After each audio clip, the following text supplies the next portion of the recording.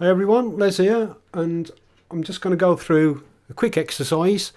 This is a request by one of our members on how to create something like this. So a background and a 3D effect with a frame and a little board around it, and it's quite easy to do. So we'll go over quickly how to do this. So I'm just going to close this image and we'll use a different image.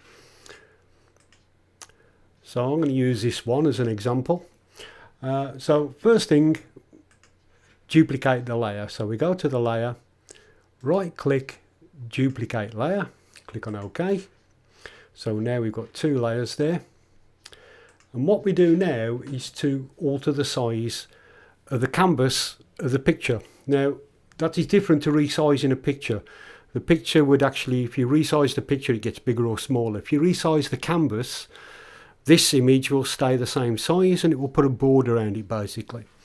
So to do that, we click on image and we go to canvas size. Now what we need to make sure what we do is we need to click that we want it relative, and that means when I put a size in this one, we're going to get a relative adjustment. So really important that's ticked. I'm going to select centimeters for the measurement, and this is also important. You need to make sure if you do click on this that you click in the middle. If you was to move this, if I was to click this top one there, it would mean that it would be towards the top of the image and the canvas would grow below it as such. So we need to make sure that we're centered. So don't click on the anchor point.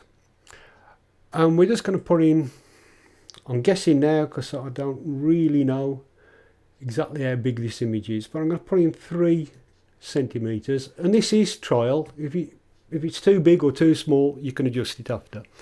Now the canvas extension color at the moment is white. I think that'll be okay. We'll just leave it as white. So I'll click on OK, and you can see now we've got a border. Now that for me isn't big enough, so I'm just going to repeat the process. I'm going to leave it on that and put another 3 on there. So exactly the same process, image, canvas size, make sure we put in 3 and make sure we're on centimeters. That will change now, I'll have to do that again. There we go, 3 centimeters. Relative, make sure you haven't clicked on here, click on OK, and now it's another 3 centimeters bigger. So that now is fine, that's what we want. Let's just double click the hand tool so it fits now. There we go. So now all we do now is we go to the layer, making sure we're on the top layer. Now if we hide this, it looks exactly the same, but what we've actually got is this layer on top of the layer with a picture and the frame on. So this is like just the image. If I hide the bottom one there, you can see that is what we've got on this layer. Put that back on, make sure we're on this layer. Now what we use now is effects.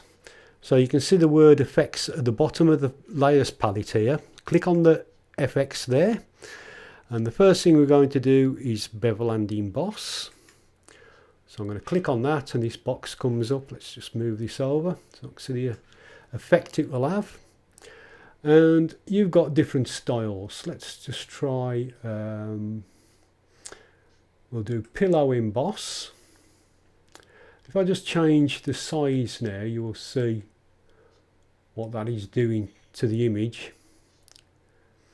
Now I want this, I'm probably going to do this chisel hard. You can do different effects. You can have hard or soft, it doesn't really matter. I'm going to take the size down to about there, and the depth I'll increase. Actually the size can be on 0, and I just want to increase this. So we'll increase the depth and increase the size slowly. There we go. Now next what I want to do is to put a line around this. I'm going to put a black edge on that. So I need to go on this list. If we click on stroke and click on that, and we can change the size of the stroke. Make sure the colour is on black, and I can bring this up, and you see now that's just putting a bit of a frame round there. So you can make that as big as or as small as you want.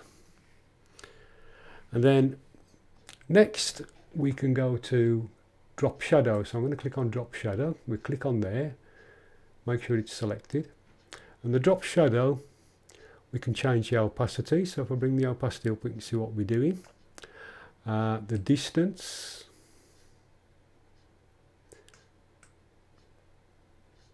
so now you can see that shadow coming out, and I probably want it on the other side. So if you look at this angle, I'm going to click on this side at the top there, so I've got that sort of angle on it. So it's coming out at the bottom, and you can move this. Want it to come over the right hand side a little bit and below at the bottom. And then I can change the distance. I can change the spread and the size. Just have a play with these and you'll see the effect that it does. So when it increases size, it just makes it a bit softer. Take the spread down.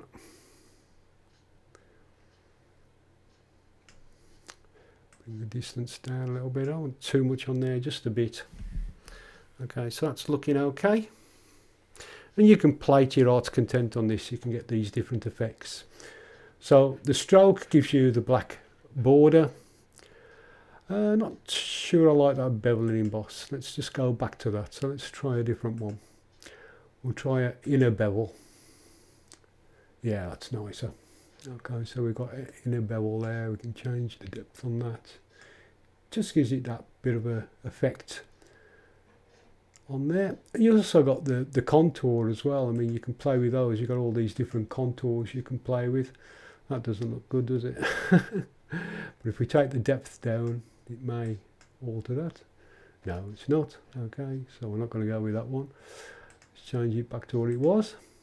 There we go. So that's looking fine, and I can just click OK on there now. So that's the basic effect. Now what I can also do is I could put a texture behind this. So I'm just going to bring up a texture. So I'm going to open one of my recent files. I think this is the one, I'm not sure. Is it all that one?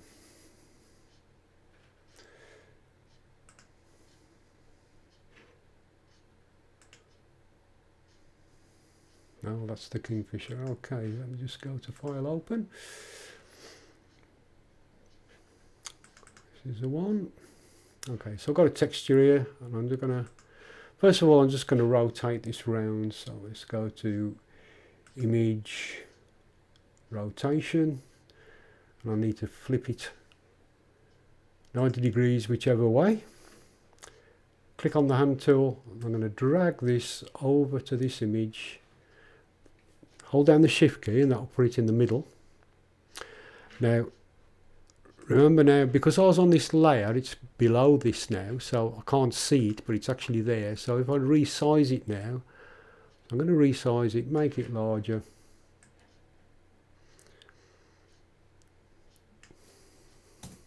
Let's just double click the hand tool. So you can do something like that. You can put a texture behind it or whatever. We could change the opacity on that, make it a bit lighter.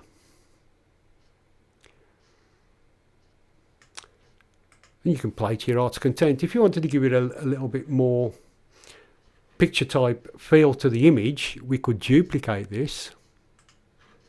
So you can stop at any stage at this. I'm just showing you what you can do. You haven't got to do this. I'm going to drag that to the top.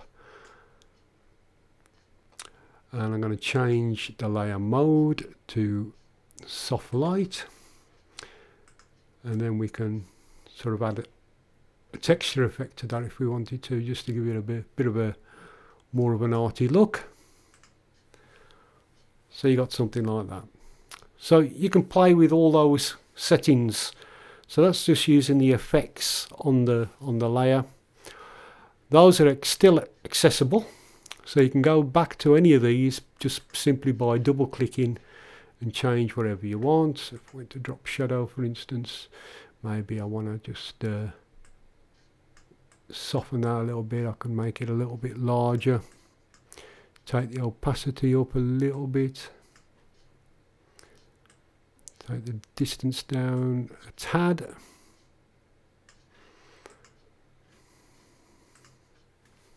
There we go. So when you're happy, all you have to do then is just flatten the layers. So we go to layer, flatten image, and there's your completed image with your 3D effect stuck on your wall there. So it looks like you've hung it on the wall. Okay, that's it for now. All the best from me, Les. See you soon.